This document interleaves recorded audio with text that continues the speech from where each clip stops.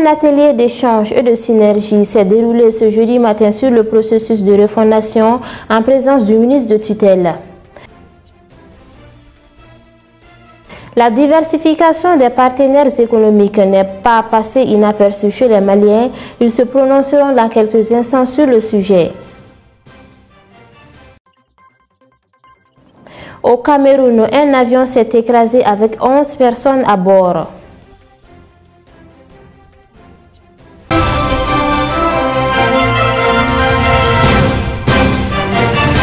Merci d'avoir choisi Nieta TV pour vous informer. Mesdames et messieurs, bonsoir et bienvenue dans cette édition. Le réseau des jeunes des partis politiques du Mali, avec le soutien de l'Institut néerlandais pour la démocratie multipartite, à travers le Fonds Osiwa, a organisé un atelier d'échange et de synergie autour des bonnes pratiques de suivi et de plaidoyer du processus de refondation. La cérémonie d'ouverture était présidée par le ministre de la Refondation de l'État, Ibrahim Ikassa Maïga. Et la présente activité trouve sa justification dans le processus de refondation lancé par les plus hautes autorités de notre pays. Selon le président du réseau des jeunes des partis politiques, l'objectif est d'identifier les défis et bonnes pratiques pour une implication des jeunes au processus de la refondation. L'objectif principal de cet atelier est d'identifier les défis et bonnes pratiques pour une implication des jeunes et des femmes aux dynamiques et structures de mise en œuvre des réformes politiques et institutionnelles, mais aussi d'élaborer un plan de suivi et de plaidoyer dans la perspective de contribuer à la mise en œuvre des recommandations des ANR. Pour ce faire, le réseau des jeunes des partis politiques entend jouer toute sa partition dans ce processus historique d'un nouveau départ pour notre pays. Les 10, 11 et 26 mars dernier, un atelier de réflexion a été organisé par le RGPM. Ces deux travaux ont été sanctionnés par des recommandations, parmi lesquelles nous pouvons citer une loi fixant un quota de 40% des postes nominatifs et électifs doit être votée en faveur des jeunes. Une relecture de la charte des partis politiques pour une meilleure représentativité des femmes et des jeunes dans les bureaux politiques nationaux des partis politiques à travers un quota de 30% pour les jeunes, 30% pour les femmes et 40% pour les seniors. Un cadre de concertation permanent et inclusif doit être créé pour apaiser les climats sociopolitiques et prévenir les crises politiques. Une forte implication des jeunes des partis politiques dans les instances de suivi des recommandations des ANR et toute autre structure chargée de la mise en œuvre des réformes politiques. Et enfin, une loi mettant fin au nomadisme politique en cours de mandat. Pour la représentante de l'Institut néerlandais pour la démocratie multipartite, c'est une contribution de leur vocation à l'élan de refondation du pays. Cet appui du NIMD est sans prétention aucune. Une contribution du fait de notre vocation à l'élan de refondation tel qu'exprimé par les autorités de transition et les forces vives, ainsi qu'aux efforts conjoints d'expression plurielle et diversifiée des acteurs politiques du Mali. Je me réjouis de constater que cet atelier associe diverses figures et voix de jeunes et de femmes pertinentes et crédibles sur les problématiques de la participation et de la représentation des jeunes aux prises de décision. Le ministre de la Refondation de l'État, quant à lui, s'est réjoui de cette rencontre.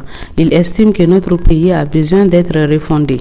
Je me réjouis de la tenue de la présente rencontre d'échange entre jeunes des partis politiques sur la thématique de la refondation de l'État, vision voulue par les autres autorités et de la transition. De refondation, nous en avons besoin, puisque notre État a failli dans ses rôles régaliens. Tout le monde, chaque Malien, a son rôle à jouer dans le nouveau processus. Il suffit juste de dire, nous ne devons plus faire comme avant qui nous a conduits dans l'abîme. Le ministre de l'Économie et des Finances a fait le point des réalisations faites par son département ces derniers mois. Alouseni Sanou s'est aussi exprimé sur un plateau de télévision sur les difficultés auxquelles il est confronté depuis l'embargo de la CEDEAO et de l'UEMOA et de la crise ukrainienne, sans oublier les crises sociales et sanitaires. Il a par ailleurs affirmé que grâce à la réduction du train de vie de l'État, son département a économisé 101 milliards de francs CFA en 2021. Toumani Keita. À l'entame de ses propos, le ministre de l'Économie et des Finances a rappelé les difficultés dans lesquelles il travaille. Ces difficultés sont dues à la persistance des effets des crises institutionnelles, sociales, sanitaires, de l'embargo de la CEDEAO et l'UEMOA et de la crise ukrainienne. Selon lui, la crise institutionnelle a fortement fragilisé les relations avec les partenaires techniques et financiers. Les appuis budgétaires se font très rares. Un exemple frappant. Le Mali attendait en 2020 un appui budgétaire de 380 milliards des bailleurs de fonds. À la suite des ruptures institutionnelles en 2020, nous n'avons pu encaisser que 193 milliards. En 2021, nous n'avons pas eu d'appui budgétaire, dit-il. Selon le ministre Sanou, le ministère de l'Économie et des Finances a entrepris la restructuration de certaines entreprises. La Comatex fait partie de ces entreprises. Nous avons présenté au Conseil des ministres un dossier de relance de la Comatex qui devrait être en marche depuis temps. L'État a décidé de payer 600 millions d'avance sur les reliquats de la dette sociale d'entreprise. Ce processus a connu des difficultés parce que les fonds mis à la disposition des travailleurs avaient été saisis par des huissiers. Le dossier est en train d'être géré. Je pense que la relance de la Comatex est une question de mois, à laisser entendre l'invité de l'ORTM. Quant à l'OHM, ses dettes, à en croire le ministre Sanou, s'accumulent autour de 450 milliards et la filière est un peu arrêtée. Donc il a fallu que nous présentions un dossier de relance de cette société au niveau du Conseil des ministres. Un dossier qui devrait assainir la situation financière de l'Office sur une période de 15 ans, qui devrait relancer les activités et pérenniser les processus parce qu'on a mis en place un nouveau dispositif par une approche innovante. La relance de l'OHM va coûter à l'État 115 milliards de francs CFA, précise-t-il. Par rapport à l'EDM, un plan de développement 2022-2026 qui devait amener l'équilibre financier de la société autour de 2026-2027 a été mis en place. Le dit plan concerne des investissements importants de l'ordre de 2222 milliards de francs CFA. Dans tous ces cas, on a veillé à ce qu'il y ait un contrat de performance entre les directions générales de ces sociétés et l'État, a indiqué le ministre.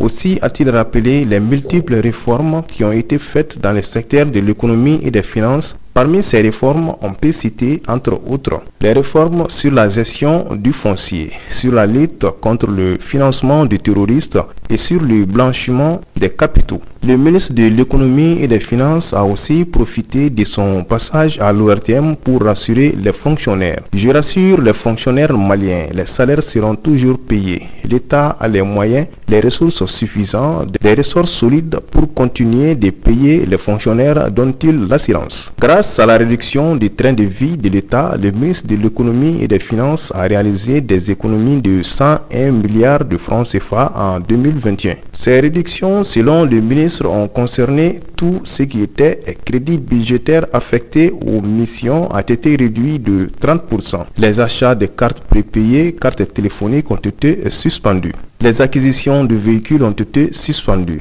La taille des missions, la durée des missions ont été revues. Quant à l'utilisation de ces 101 milliards économisés, le ministre laisse entendre sur les 101 milliards, on a mis 71 milliards au niveau de la défense, 5 milliards au niveau de l'entretien routier, 5 milliards dans la réhabilitation des écoles, 4,5 milliards pour accompagner le ministère de la Santé, 5 milliards au niveau de l'assainissement et sport, 10 milliards dans les dépenses sociales.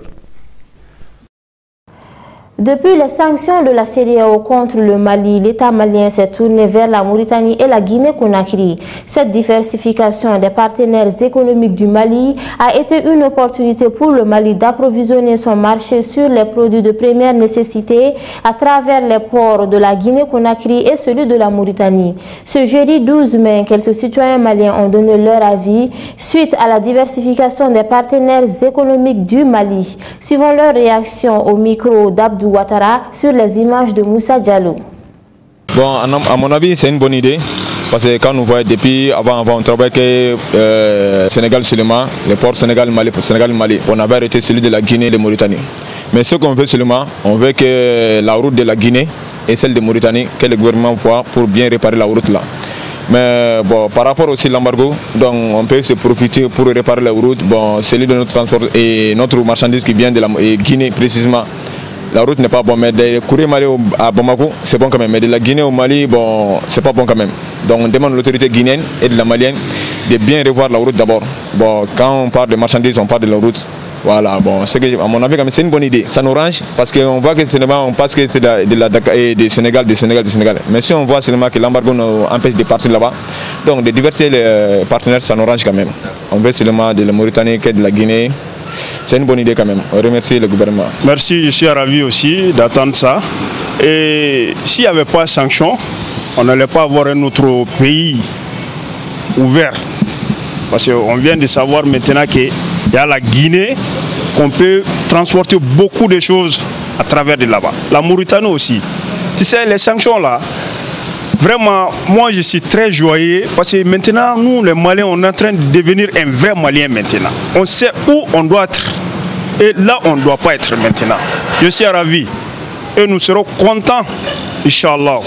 On est là pour ça. La Guinée, c'est comme un pays frère du Mali. La Mauritanie, la même chose. Mais on ne savait pas ça. S'il n'y avait pas la sanction, on n'aurait pas savoir ça. Hein? La Guinée, c'est tout près d'ici. La Mauritanie, alhamdulillah. Bien, merci, je suis ravi. D'abord, je pense que le Mali, d'abord, c'est un État souverain, un État indépendant qui peut choisir ses partenaires comme il le souhaite. Mais, vous savez, il est mieux pour nous d'en finir avec cette crise et de renouer le dialogue avec la CEDEAO. Cela dans l'intérêt de tout le peuple malien. Mais ce qui est encore clair, est-ce que le port de Conakry, le port de Nouakchott, Nouadhibou, est-ce qu'avec eux nous n'aurons pas d'autres exigences? Ça c'est l'interrogation. Et d'ailleurs même nous avons appris que par rapport au port en Mauritanie, ils ont même augmenté les frais de port. Tout cela c'est parce qu'il faut diversifier, c'est vrai. Mais quand on se limite à 2 pays par rapport à cela et les autres, je pense qu'il faudrait quand même finir avec cette crise dans l'intérêt général du Mali et dans l'intérêt de la CEDEAO. Notre pays est dans une situation très délicate. Nous sommes obligés de passer par certaines voies. Nous sommes contraints de le faire. Parce que ce sont des choses qu'on nous est contraints de faire. Donc moi je crois que c'est une bonne chose. Mais je voudrais quand même que les autorités fassent de mieux, que s'ils arrivent à faire la compréhension entre la CEDEAO, ça serait mieux encore. Parce que là, avec le port de la Guinée, Mauritanie, bon, ce n'est pas tellement la diversité. Hein. Il faut que nous, nos commerçants, arrivent à passer par beaucoup de terrains qui les arrangent. Et non pas les terrains qui arrangent le gouvernement. Non. Donc c'est au gouvernement de faciliter la tâche aux commerçants. Parce que quand les commerçants arrivent à recevoir leurs marchandises correctement, c'est là que le bonheur du peuple malien peut venir. Sinon, objectivement, par exemple, si vous regardez le port de Mauritanie, c'est très loin. Et la route est très mauvaise. Et ce n'est pas bon pour les commerçants. Il peut y avoir beaucoup de dégâts. La route de la Guinée, elle est aussi un peu mauvaise. Je ne sais pas s'ils ils arrivent à trouver des situations pour ça. Sinon, elle est très mauvaise. Et le port de la Guinée n'était pas exploitable. Ça fait de longues dates.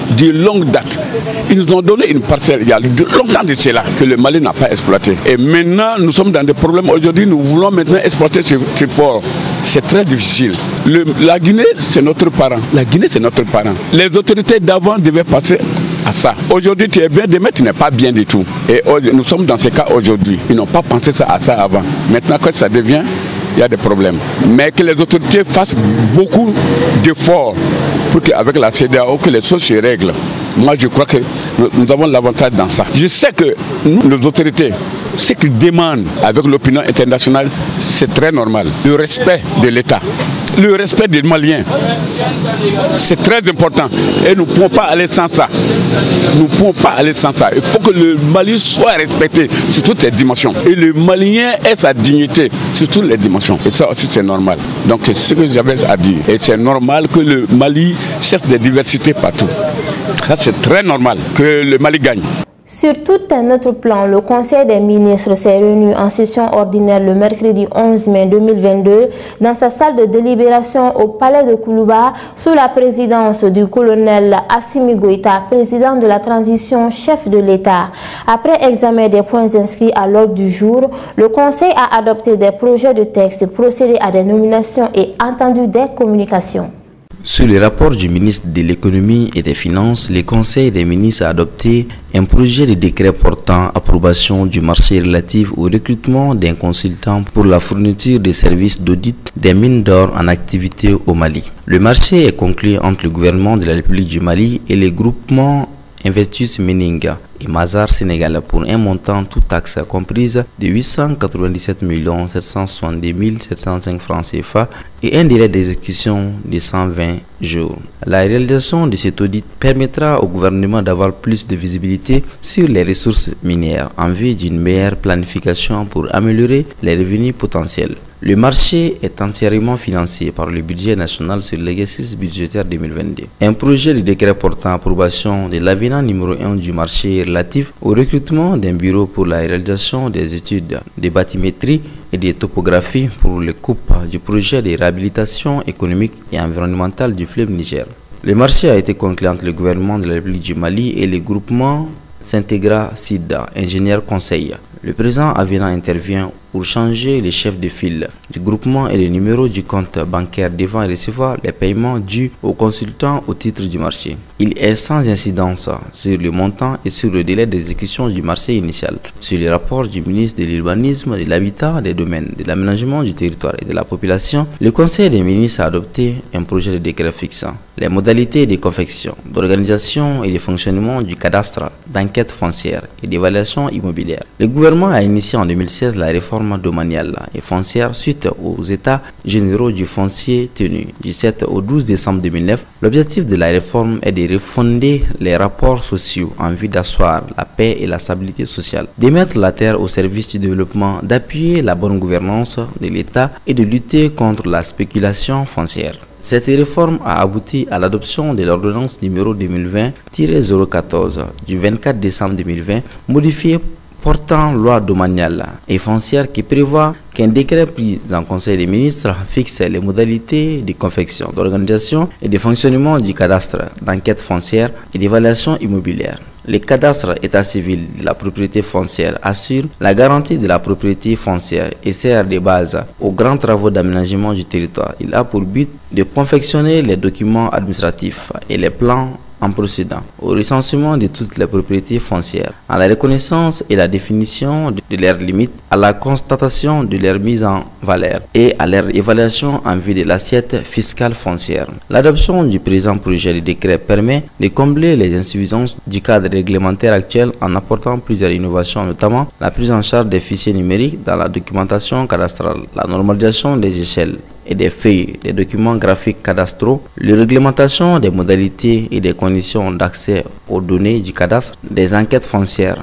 et de l'évaluation immobilière. Sur le rapport du ministre des Affaires religieuses, du culte et des coutumes, le Conseil des ministres a adopté un projet de décret fixant l'organisation et les modalités de fonctionnement de la maison du Hajj.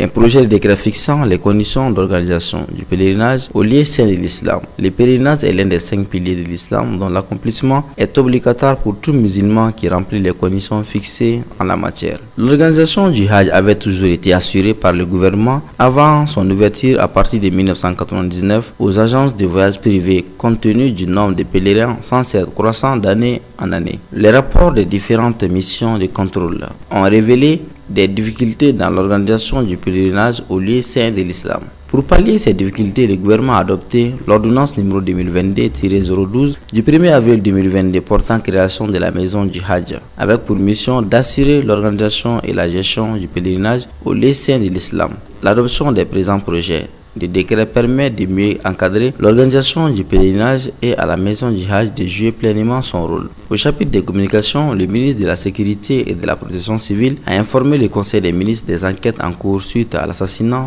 de Mme Ramata Togola, directrice du premier cycle B du groupe scolaire de Kangaré à Sélingué. Dans la matinée du 29 avril 2022, l'enquête a permis l'interpellation de 3 suspects. Le gouvernement rassure les populations que tout sera mis en œuvre pour élucider les faits et traduire les responsables devant la justice. Le ministre de l'Environnement, de l'Assainissement et du Développement durable a informé le Conseil des ministres des circonstances de mort de faune aquatique dans la région de Boukouni. Il s'agit de la présence de cadavres d'animaux dans les marigots Djaratou, près du village de Morila. La mission dépêchée par le gouvernement de la région de Boukouni sur les lieux a constaté le cadavre de 4 crocodiles sans tête, l'état de putréfaction très avancé des animaux morts, des signes de braconnage sur les crocodiles. En attendant les résultats des analyses d'eau en cours par le laboratoire national des eaux, un comité de suivi a été mis en place par les autorités administratives pour veiller au respect des recommandations formulées, notamment l'arrêt des déversements de l'eau de la carrière principale,